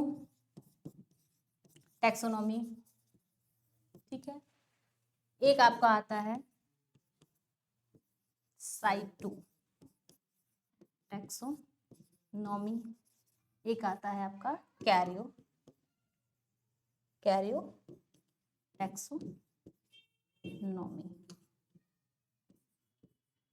ये आपकी फर्स्ट कैटेगरी है जिसमें क्या किया जाता है, टैक्सोनॉमी को क्लासिफाई किया जाता है, अल्फा, बीटा और गामा। इसको आप स्पेलिंग से लिखेंगे, अल्फा, ठीक है, बीटा और गामा टैक्सोनॉमी। ये इजी होगा आपके लिए, ये तो आप याद कर सकते हैं। ये जो सेकंड कैटेगरी ऑफ टैक्सोनॉमी के क्लासिफिकेशन का है, ये थोड़ा सा आपको जो है कह सकते हैं थोड़ा डेफिनेशन के थ्रू जान लेंगे तो इजी हो जाएगा, इसको भी लर्न करना कोई बहुत बड़ी बात नहीं है, ठीक है। अब अल्फा जो है आपके टैक्सोनॉमी को किस तरह से आप लोग डिफाइन करके लिख सकते हैं, ये बोलता क्या है कि किसी भी ऑर्गेनिज्म को पहले आप आइडेंटिफाई कर दीजिए, क्या कर दीजिए, आइडेंटिफाई कर दीजिए, और इसके बाद उसको क्या कर दीजिए, आप डिस्क्राइब कर दीजिए, डिस्क्राइब कर दीजिए, ठीक है, और उसकी नेमिंग कर दीजिए। ये आपका क्या बोलता है, एक ऑर्गेनिज्म के बारे में केवल बात करता है आपका अल्फा टैक्सोनॉमी। कहीं भी इसमें मतलब कि एक ऑर्गेनिज्म की ही केवल आप क्या कर रहे हैं, जो है उसको आइडेंटिफाई कर रहे हैं, डिस्क्राइब कर रहे हैं, नेमिंग कर रहे हैं। अब बीटा टैक्सोनॉमी क्या बोलता है कि आप जो मान के चलिए एक ऑर्गेनिज्म है, ठीक है, इन ऑर्गेनिज्म को डिस्क्राइब करेंगे, लेकिन किसके बेसिस पे डिस्क्राइब करेंगे कि दूसरे ऑर्गेनिज्म जो जितने भी इनके अगल बगल प्रेजेंट है या कई सारे ऑर्गेनिज्म से इनको इंटरकनेक्ट करना कि कितने इन्होंने इसके साथ जो है ट्रेट्स इसके साथ मिल रहा है, इसके साथ कितना कैरेक्टर मिल रहा है, इसके साथ कितना कैरेक्टर मिल रहा है। मतलब आप क्या करते हैं कि बाहर बाहर से कहीं ना कहीं ऑर्गेनिज्म को क्या करते हैं, दूसरे ऑर्गेनिज्म से इंटरकनेक्ट करेंगे और फिर इसके बाद उसको क्या करेंगे, आइडेंटिफाई करेंगे, ठीक है, कैटेगराइज करेंगे। ये आपका बीटा टैक्सोनॉमी कहता है। यहाँ पे अल्फा टैक्सोनॉमी में आप कोई भी कंपैरेटिव चीजें नहीं यूज करते हैं, आप बस आइडेंटिफाई कर दिए, डिस्क्राइब कर दिए, उसकी नेमिंग कर दिए ऑर्गेनिज्म का। यहाँ पे आप क्या करते हैं कि उसको आइडेंटिफाई भी करेंगे, डिस्क्राइब भी करेंगे, लेकिन किसके बेसिस पे डिस्क्राइब करेंगे, दूसरे ऑर्गेनिज्म से कितने इनके कैरेक्टरिस्टिक मिल रहे हैं, कितने नहीं मिल रहे हैं, उसके बेसिस पे आपको पहले स्टडी करना है, इसके बाद आप कैटेगराइज कर सकते हैं, ठीक है। दो आपको चीज समझ में आ गई। अब जो गामा टैक्सोनॉमी है ये क्या कहता है कि आपको ऑर्गेनिज्म को क्या करना है, आइडेंटिफाई भी करना है, डिस्क्राइब भी करना है, नेमिंग भी करना है, सब कुछ करना है, लेकिन आपकी बेसिस क्या होनी चाहिए, इवोल्यूशनरी होना चाहिए, ठीक है। इवोल्यूशन के बेसिस पे आप जितना भी इसको कैटेगराइजेशन करेंगे, डिस्क्राइब करेंगे, सब इवोल्यूशनरी होना चाहिए। क्या इसको क्या एक और नाम देते हैं, फाइलोजेनेटिक, ठीक है, कि आप ऑर्गेनिज्म को फाइलोजेनेटिकली उसका क्या रिलेशनशिप है दूसरे ऑर्गेनिज्म के साथ, ठीक है, कौन से उनके एंसेस्टर्स रहे होंगे, कोई उनके एंसेस्टर्स के फिर उसके भी एंसेस्टर्स कोई रहे होंगे। मतलब आप कहते हैं कि भाई सबसे आप एंसेस्टर्स को ढूंढना शुरू करिए, फिर उनके वंशज कौन से होंगे, उनके वंशज कौन से होंगे, मतलब इनकी पूरी ब्रांचिंग को देखिए, फाइलोजेनेटिक ट्री को देखिए, तब जाके आप ऑर्गेनिज्म को आइडेंटिफाई करिए, क्लासिफाई करिए, डिस्क्राइब करिए। ये आपका गामा टैक्सोनॉमी कहता है, ठीक है। अब आपको ये डिफरेंट कैटेगरीज टैक्सोनॉमी की समझ में आ गए। जो सेकंड कैटेगरी है टैक्सोनॉमी का, ठीक है, अगर आप मान के चलिए आपको कुछ नहीं याद आ रहा है तो टैक्सोनॉमी जो हम लोग अभी तक ग्रेजुएशन लेवल पे पढ़ते हैं उसमें, या फिर आप 12th तक जो पढ़ते हैं उसमें भी ये बहुत एडवांस है, ठीक है। उसमें आप लोग अल्फा बीटा गामा टैक्सोनॉमी अगर डिस्क्राइब कर दिए दैट इज इनफ, लेकिन आपको बहुत ज्यादा मतलब और अच्छा आंसर लिखना है, आपको लॉन्ग में आंसर दे दिया लिखने के लिए, तो आप दूसरा कैटेगरी भी इंक्लूड कर सकते हैं, जिसमें आप लोग जो है डिफरेंट टैक्सोनॉमी को जो सेकंड कैटेगरी है जिसमें टैक्सोनॉमी को क्या किया गया, क्लासिफाई किया गया है ऑन द बेसिस ऑफ, पहले होता है न्यूमेरिकल टैक्सोनॉमी, इसके बाद कीमो टैक्सोनॉमी, साइटो टैक्सोनॉमी और आपका होता है कैरियो टैक्सोनॉमी, ठीक है। ये 4 कैटेगरीज और दिए गए हैं, टैक्सोनॉमी को क्लासिफाई किया गया है, ठीक है। तो न्यूमेरिकल टैक्सोनॉमी में सबसे पहले होता क्या है कि हम देखते हैं कि क्रोमोसोम के नंबर्स कितने हैं, ये सारी चीजें, ठीक है, ठीक है। न्यूमेरिकल टैक्सोनॉमी में क्या होता है कि आप लोग देखते क्या है कि आपके ऑर्गेनिज्म में 2 ऑर्गेनिज्म है, डिफरेंट ऑर्गेनिज्म है, ठीक है। अगर आपके पास कुछ स्टेटमेंट्स हैं किसके, कैरेक्टरिस्टिक के, ठीक है, आप लोग देखेंगे कि कौन सा कैरेक्टरिस्टिक, भाई इसमें कैरेक्टरिस्टिक है तो आपने कहा यस, तो आपके यस के लिए आप प्लस साइन लगाएंगे, ठीक है। ये कैरेक्टरिस्टिक मान लीजिए सेम जो आपका कैरेक्टरिस्टिक आपने सोच सोच के रखा हुआ है या फिर आपने आइडेंटिफाई किया है 2 ऑर्गेनिज्म में, ठीक है। अब आपको क्या करना है कि दोनों ऑर्गेनिज्म में देखना है कि ये कैरेक्टरिस्टिक्स में है या नहीं है, तो आप क्या करते हैं कि अगर मान लीजिए वही कैरेक्टरिस्टिक दूसरे वाले ऑर्गेनिज्म में नहीं है तो वहां आप माइनस का साइन यूज करेंगे, फिर आप नेक्स्ट जो है कैरेक्टरिस्टिक को लेके बढ़ेंगे, क्या इसमें है क्या इसमें नहीं है। ये इस तरीके से आपके क्या होते हैं, ऑन द बेसिस ऑफ कितनी कैरेक्टरिस्टिक 2 ऑर्गेनिज्म में मैच कर रही है और कितनी नहीं मैच कर रही है, ये आपके न्यूमेरिकल टैक्सोनॉमी में आता है, जिसमें आप लोग जब ऑर्गेनिज्म में कैरेक्टरिस्टिक मैच कर रहे हैं तो आप प्लस का साइन लगाएंगे, नहीं मैच कर रहे हैं तो माइनस का साइन लगाएंगे। ये आपके क्या होते हैं, न्यूमेरिकल, मतलब आपके आप नंबर्स जोड़ रहे हैं कि कितने आपके जो है कैरेक्टरिस्टिक मैच कर रहे हैं और कितने नहीं मैच कर रहे हैं। ठीक है। अब जो सेकंड आपका टेक्सोनॉमिक कैटेगरी आता है, ठीक है, सेकंड जो आपके टेक्सोनॉमी का क्लासिफिकेशन में कैटेगरी आता है, ये आता है आपका कीमो टेक्सोनॉमी। और कीमो टेक्सोनॉमी की जब आप बात करते हैं, कीमो का मतलब ही होता है कि केमिकल, और कौन से ऑर्गेनिज्म में, क्या फंजाई में भी सेम आपके एंजाइम्स का फॉर्मेशन हो रहा है जैसे ह्यूमंस में होता है, क्या फंजाई में भी सेम डाइजेस्टिव जूस का फॉर्मेशन हो रहा है जो ह्यूमंस में बनता है, ठीक है, कौन कौन से केमिकल्स बन रहे हैं, ठीक है, ये सारी चीजें जब आप लोग इंटरकनेक्ट करके देखना शुरू करते हैं, तब आपको पता चलता है कि आप क्या कर रहे हैं, ऑर्गेनिज्म को on the basis of chemical जो है क्या कर रहे हैं, सिमिलैरिटी और डिसिमिलैरिटीज को देख रहे हैं, ठीक है। अब साइटोटैक्सोनॉमी का मतलब क्या होता है? साइटो का मतलब होता है आपके जो क्रोमोसोम होते हैं, ठीक है, उनको जब आप देखना शुरू करते हैं, उनके कितने नंबर्स हैं, ठीक है, उनमें कितने जो है नंबर, फिर शेप कैसा है, ठीक है, ये सारी चीजें जब आप लोग देखते हैं तो आपकी साइटोटैक्सोनॉमी की यहाँ बात की जाती है। फिर वैसे ही जब कैरियॉन्स की बात करते हैं तो आपके न्यूक्लियस में, ठीक है, न्यूक्लियस के अंदर जो डीएनए होता है, जेनेटिक मटेरियल होता है, उसके बारे में भी हम लोग सेम आपके कहीं ना कहीं ये दोनों टॉपिक इंटरकनेक्टेड है, इसीलिए मैंने ऊपर नीचे लिख के रखा हुआ है कि होता क्या है कि आप दोनों में ही कहीं ना कहीं क्रोमोसोमल उसके बेसिस को देखते हैं, किस तरह का डीएनए है, किस तरीके की उसमें जो है बेस पेयर्स है, नाइट्रोजन है, ठीक है, ये सारी चीजें आपको पता है। सेल होता है, सेल के अंदर न्यूक्लियस होता है, जेनेटिक मटेरियल होता है जो डीएनए या आरएनए होता है, ठीक है, ये आपके किससे डिफरेंट बेस पेयर से मिलकर बने हुए होते हैं, आपने 12th में पढ़ा हुआ है ये सारी चीजें। तो आपके क्या होते हैं, कैसे इनके क्रोमोसोम्स के कितने नंबर्स हैं, ठीक है, ये आपके साइटोटैक्सोनॉमी में आ जाएगा। वहीं कैरियो की जब हम बात करते हैं तो ये क्या होता है, आपके डीएनए की किस तरह से जेनेटिक मटेरियल है, ठीक है, डीएनए है, आरएनए है, ठीक है, कौन सा प्रोटीन बन रहा है, कौन से हिस्टोन प्रोटीन्स है, नॉन हिस्टोन प्रोटीन है, ये सारी चीजें आपके कैरियो वाले में आ जाते हैं, ठीक है।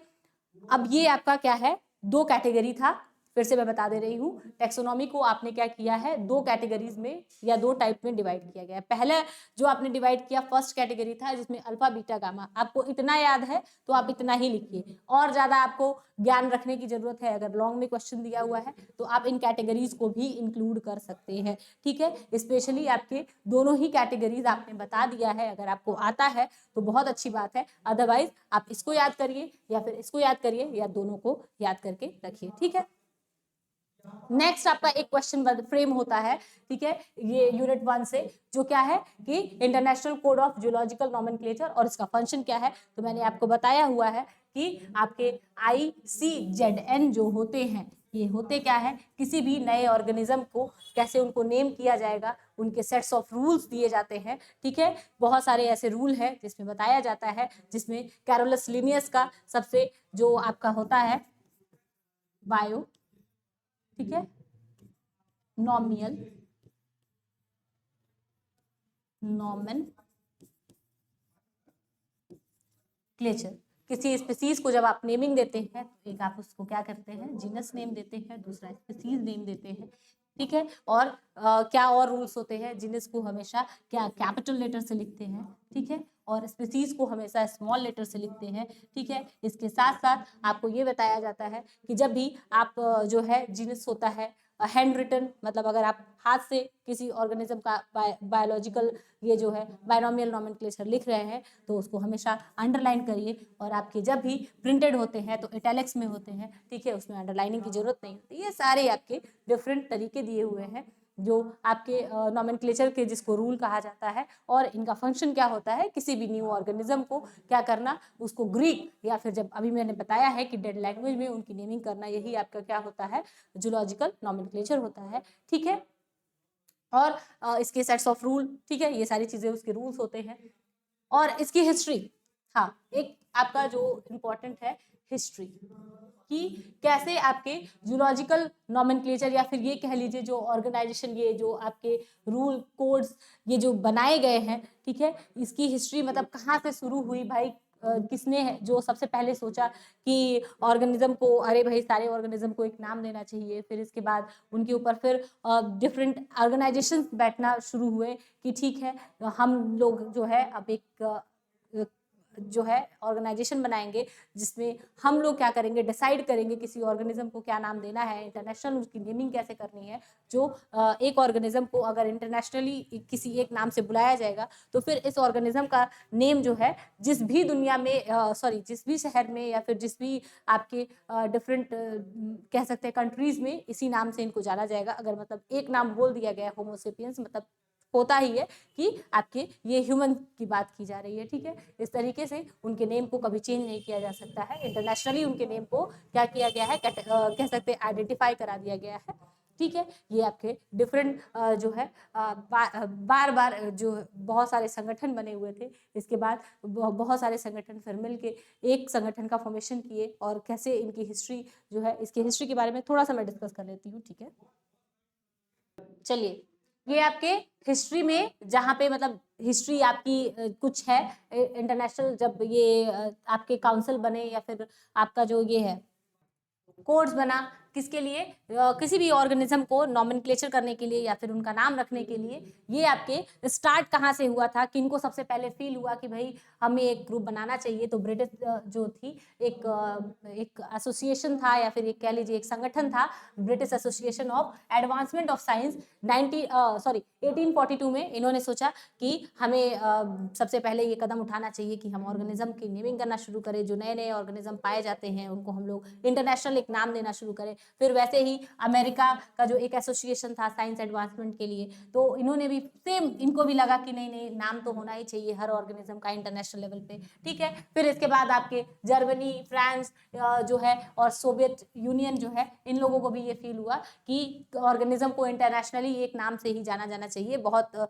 जो अलग अलग उनके नेमिंग यूज होते हैं वो तो अलग की बात है, लेकिन इंटरनेशनल एक नेम होना चाहिए जिसको कोई बदल ना सके। फिर आपके जो है ये डिफरेंट ईयर्स में फिर पेरिस, बर्लिन, आपके बहुत सारे ऐसे एसोसिएशंस इनके रहे हैं, ठीक है, संगठन इनके भी रहे हैं जिन्होंने सोचा कि नहीं नहीं किसी भी ऑर्गेनिज्म को इंटरनेशनल लेवल पे केवल एक नाम से जाना जाना चाहिए। तो ये आपके इनके सोच को आगे बढ़ाते हुए जो इंटरनेशनल कमीशन ऑफ जो जूलॉजिकल नॉमेनक्लेचर है, इन्होंने ये एक डिफरेंट एक एसोसिएशन कह सकते हैं या फिर जो एक एसोसिएशन बना जिन्होंने क्या किया, बहुत सारे आपके रूल्स, सेट ऑफ रूल दिए और लास्टली इसको नाम दिया गया इंटरनेशनल, ठीक है, कोड ऑफ जूलॉजिकल नॉमेनक्लेचर। ये आपके जो भी रूल्स हैं, सेट ऑफ रूल्स हैं, ये आपको बताता है कि किसी भी ऑर्गेनिज्म को इंटरनेशनली कैसे नेम करना है, ठीक है, कैसे एक ही नाम उनका दिया जाएगा और उसको पूरे दुनिया में उसी नाम से जाना जाएगा, ठीक है, उसको बार बार आप नाम उसका चेंज नहीं कर सकते हैं, ठीक है। तो ये आपके जो भी रूल्स हैं, ये मैंने आपको बताया है अभी थोड़ी देर पहले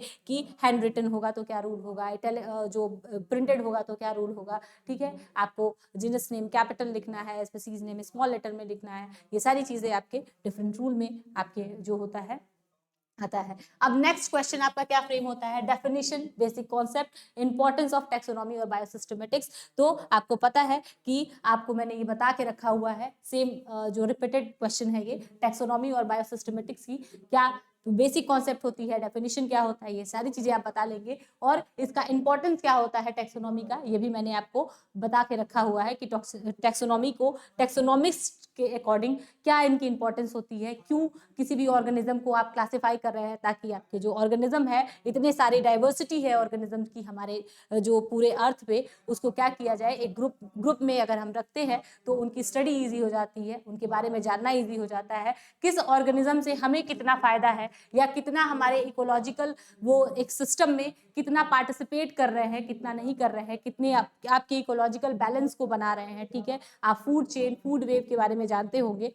इसीलिए हर एक ऑर्गेनिज्म पूरे इकोलॉजी के सिस्टम को मेंटेन करने के लिए इंपॉर्टेंट होता है, सबसे पहले तो ये चीज। और हर ऑर्गेनिज्म का अपना एक इंपॉर्टेंस होता है इस पूरी दुनिया में।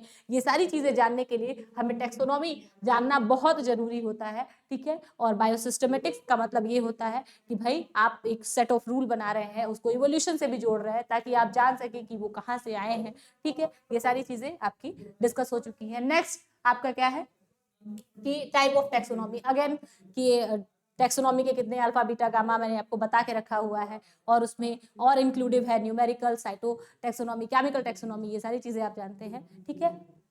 नेक्स्ट सेम, हाँ, टैक्सोनॉमिक हायरार्की, ये आपका एक टैक्सोनॉमिक हायरार्की यहाँ पे इसी को बोलते हैं टैक्सोनॉमिक हायरार्की।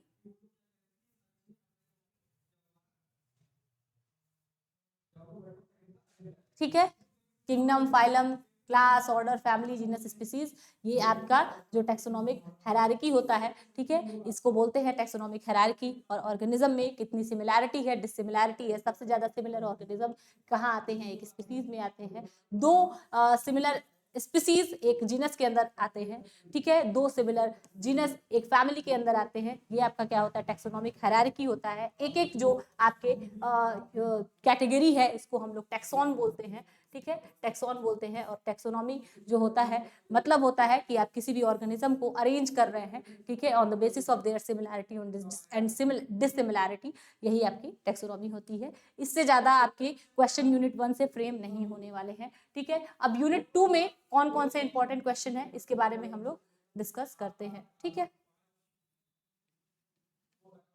यूनिट 2 आपका क्या है, बायोलॉजिकल क्लासिफिकेशन, टैक्सोनॉमिक प्रोसेसेस, ठीक है, कि बायोलॉजिकल क्लासिफिकेशन क्या होता है और टैक्सोनॉमिक प्रोसेसेस क्या क्या होते हैं, ठीक है, ये आपका यूनिट 2 है। सबसे पहला इसमें क्वेश्चन है कि how many system of classifications are recognised, अभी तक कितने आपने क्लासिफिकेशंस, मतलब कितने क्लासिफिकेशन, कितने तरीके से क्लासिफाई किया जा चुका है ऑर्गेनिज्म को, आप कितना तरीका जानते हैं, आपने अभी तक अपने यूनिट्स में कौन कौन से क्लासिफिकेशन के टाइप पढ़े हैं। ऐसा है कि जब आप पढ़ते हैं, टैक्सोनॉमी की बात करते हैं, तो 11th-12th के जो आपके सिलेबस है बहुत ज्यादा मैच करते हैं, लेकिन वो सिलेबस मैच करने का ये मतलब नहीं है कि आप अपने जो है ग्रेजुएशन लेवल पे भी उस उतना ब्रॉड आंसर लिख पाएंगे, ठीक है। तो graduation is something very broad from 11th-12th के सिलेबस से, तो आपको थोड़ा एक्स्ट्रा नॉलेज जानना होगा, थोड़ा एक्स्ट्रा जानना होगा, थोड़ा मेरे हिसाब से तो और ज्यादा ही जानना होगा, क्योंकि शॉर्ट आंसर लिखने के लिए तो फिर भी ठीक है कि आप थोड़ा जान गए तो ठीक है, लेकिन लॉन्ग आंसर के लिए अगर आपको आंसर्स लिखने हैं तो आप कुछ भी नहीं भर सकते हैं। यू शुड नो कि आपकी किताब में क्या दिया है, क्या कॉन्सेप्ट है, ठीक है। तो जो आपकी क्लासिफिकेशंस आपकी ग्रेजुएशन के अकॉर्डिंग जितना ब्रॉड लेवल पे आपको जानना है वो आपको अपने आंसर्स में इंक्लूड करना पड़ेगा।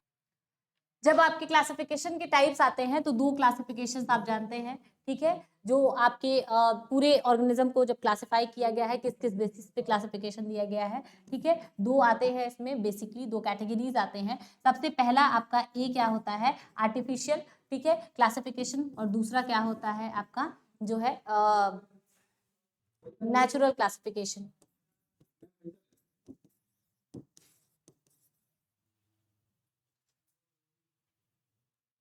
ओके, इसमें दो तरीके की क्लासिफिकेशंस आप पढ़ते हैं, एक होता है आपका आर्टिफिशियल सिस्टम ऑफ क्लासिफिकेशन और दूसरा क्या होता है, नेचुरल सिस्टम ऑफ क्लासिफिकेशन। जब आर्टिफिशियल सिस्टम ऑफ क्लासिफिकेशंस की बात करते हैं तो आप क्या करते हैं, मॉर्फोलॉजिकली आपके जो ऑर्गेनिज्म कितने मैच कर रहे हैं, कितने डिसिमिलर है, इसकी बात करते हैं। और जब नेचुरल सिस्टम की क्लासिफिकेशंस की बात करते हैं तो यहाँ पे क्या होता है, आपके बेंथम और हुकर ने ये क्लासिफिकेशन दिया हुआ है, जिसमें आप लोग क्या करते हैं, ऑर्गेनिज्म को इंटरकनेक्ट करने की कोशिश करते हैं, कितने शेयर्ड कैरेक्टर्स हैं, कितने आपके वो बायोकेमिकल फिजियोलॉजी क्या है, एनाटॉमी क्या है, दो ऑर्गेनिज्म की कितनी मैच कर रही है, कितनी नहीं मैच कर रही है, उसके बेसिस पे नेचुरल सिस्टम ऑफ क्लासिफिकेशंस आप लोग जो है डिफाइन करते हैं। इसके बाद आपके जो आर्टिफिशियल सिस्टम ऑफ क्लासिफिकेशन है इसके क्या ड्रॉबैक रहे हैं और आपके नेचुरल सिस्टम ऑफ क्लासिफिकेशन के भी कुछ ड्रॉबैक रहे हैं, दोनों में ही ड्रॉबैक्स रहा है, तो इनके बारे में भी आपको जानना है। आर्टिफिशियल में आपको इसके पहले भी ये टॉपिक मैंने इंक्लूड कराया हुआ है कि आर्टिफिशियल का होता क्या है, जब यहाँ पे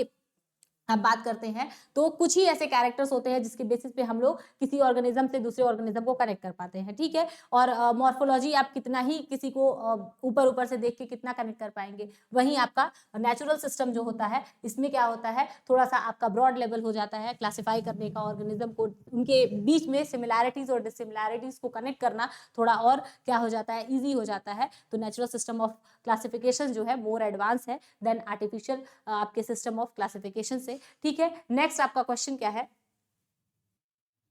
थ्योरीज की हम बात करते हैं, जिसमें आपका थ्योरी पहला जो है, फर्स्ट थ्योरी क्या होता है, एसेंशियलिज्म का थ्योरी, ठीक है। इसके बाद दूसरा क्या है, नॉर्मलिज्म का थ्योरी, ठीक है, एम्पिरिज्म का थ्योरी। फिर इसके बाद आपका क्लैडिज्म आता है और इवोल्यूशनरी जो है क्लासिफिकेशन या बायोलॉजिकल क्लासिफिकेशन की थ्योरी, मतलब 5 थ्योरीज आपकी जो है दी गई हैं आपके बायोलॉजिकल क्लासिफिकेशन के लिए। ठीक है, अब थोड़ा दो दो पॉइंट्स इसके बारे में जानते हैं। एसेंशियलिज्म क्या बोलता है? बोलता है ये कि भाई आप एक एसेंशियल कैरेक्टरिस्टिक किसी ऑर्गेनिज्म का ले लीजिए, ठीक है, और क्या करिए, उसी एक कैरेक्टरिस्टिक से दूसरे ऑर्गेनिज्म से उसको कनेक्ट करने के लिए वही एक कैरेक्टरिस्टिक यूज करिए।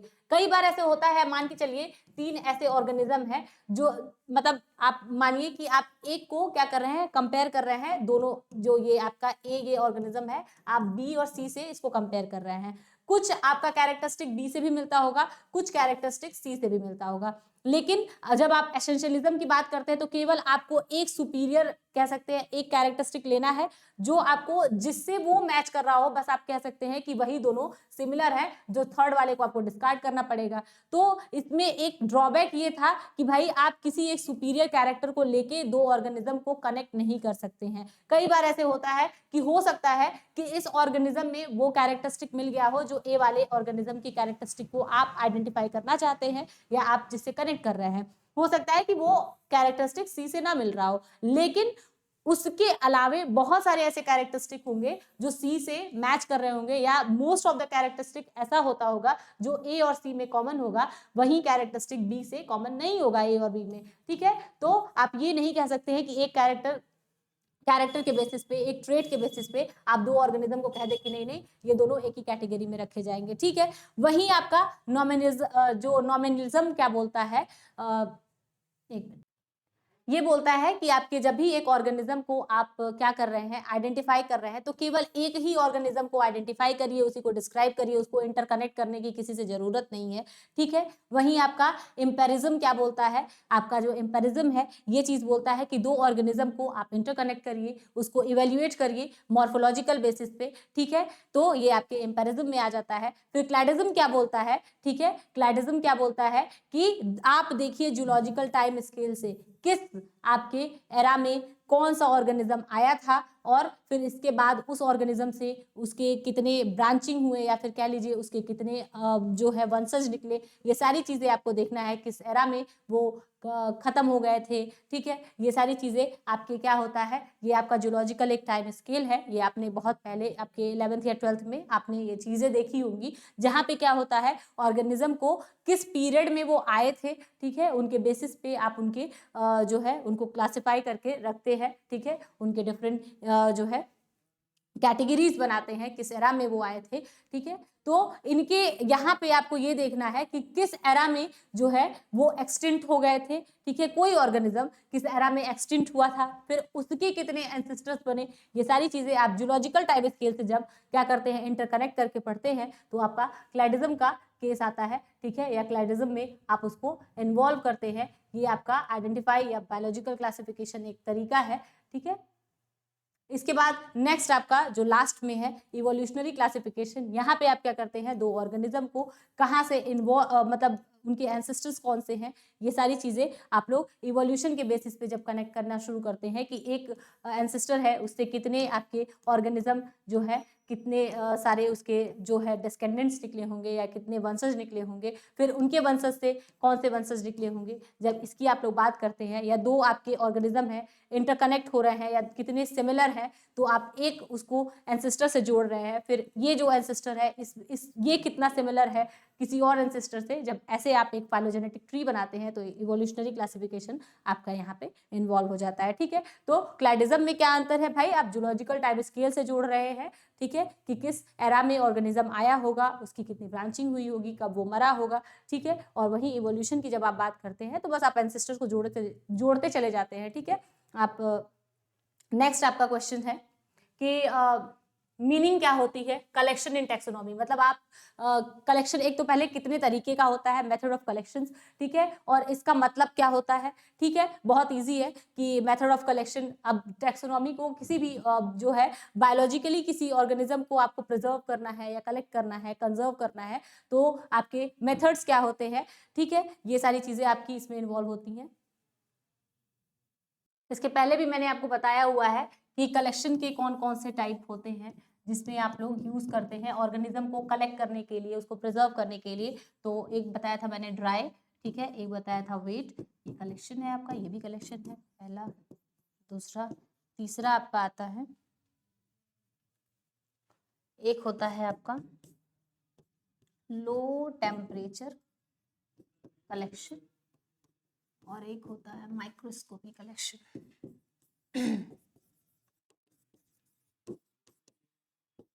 माइक्रोस्कोपी कलेक्शन, ठीक है।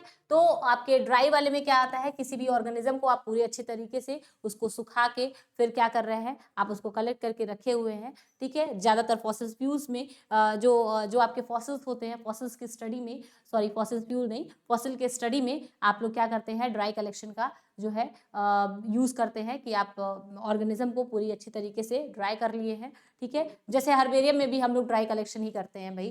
करते क्या है कि उसको भी सुखा के पूरा अच्छे से, जो भी आपको आप जो प्लांट है उसके पार्ट्स को तोड़े, उसको अच्छे से सुखा लिए, फिर इसके बाद आपने उसको क्या किया है, कहीं हर्बेरियम पे पेस्ट कर दिया है। तो आपके जितने भी कलेक्शन के मेथड होते हैं, वैसे ही जब आप ऑर्गेनिज्म की बात करते हैं तो वहाँ पे भी आप उनके फॉसिल्स को क्या करते हैं, ठीक है, उसको पूरा अच्छे से ड्राई करके रखते हैं, ये उसको प्रिजर्व करने का काम करते हैं। ये आपके ड्राई कलेक्शंस में आता है। वेट कलेक्शंस में आप एथेनॉल वगैरह का यूज करते हैं ऑर्गेनिज्म को, ठीक है, उनके बॉडी पार्ट्स को आप क्या करते हैं, एज जैसे वो है उसको कलेक्ट करके, ठीक है, किसी एक लिक्विड में उसको क्या कर रहा है, प्रिजर्वेटिव के फॉर्म में यूज करके उसको कलेक्ट कर रहा है। ये आपके वेट जो है कलेक्शन मेथड होता है या प्रिजर्वेशन मेथड होता है। लो टेम्परेचर कलेक्शन, स्पेशली मैं इसकी बात करूं तो आजकल बहुत फैशन में आया है कि जो सीमेन होता है या आपके जो विमेंस होती हैं उनके ओवा को कलेक्ट करके कहीं एक लो टेम्परेचर पे, ठीक है, रखा जाता है, ठीक है। तो होता क्या है कि ऐसे कलेक्शंस को जहाँ पे आपके जो सीमेन है या ओवा है उसको कलेक्ट कर दिया जा रहा है लैब में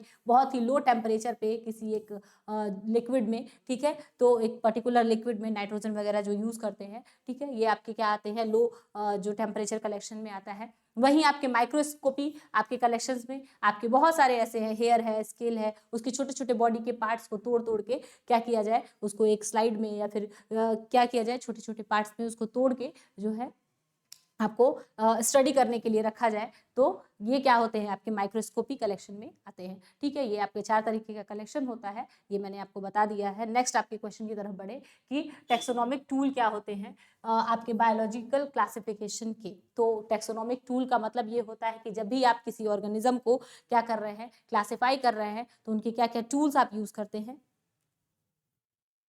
इसमें आपका बेसिकली आता है जूलॉजिकल, बोटेनिकल गार्डन,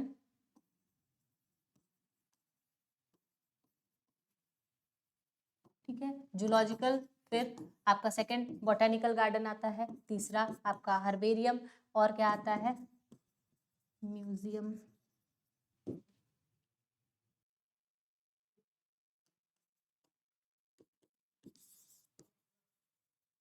हर्बेरियम, ये सारी चीजें आपकी क्या होती हैं, कलेक्शन टूल्स है, जहाँ पे आप लोग क्या करते हैं, ऑर्गेनिज्म को प्रिजर्व करने का काम करते हैं, ठीक है। इसके बारे में थोड़ा थोड़ा आप लोग पढ़िएगा।